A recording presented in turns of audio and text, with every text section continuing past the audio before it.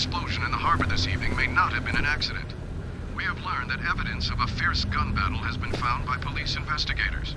Several bodies were recovered from the scene with bullet and shrapnel wounds. So far, no one is commenting on exactly what happened here or why.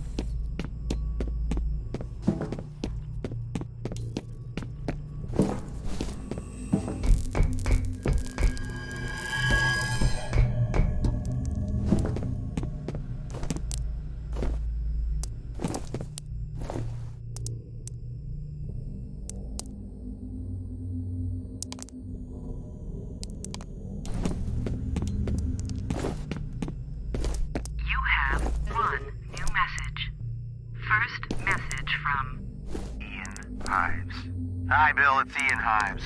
Look, I just got your email. I wish I could give you some more background on this, but it's strictly need to know. Hell, I don't even know what all this is for. For now, look, just focus on the specific contaminants in the task summary.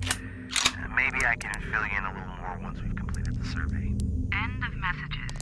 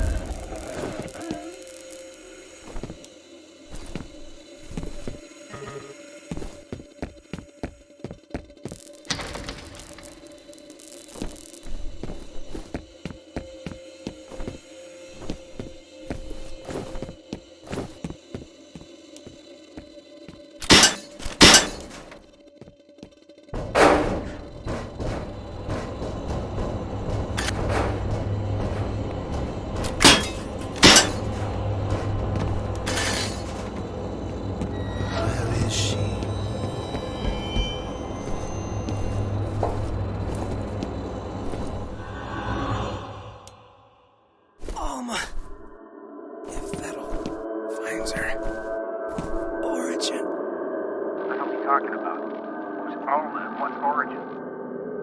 All right, buddy, get moving. Vettel's gotta be close.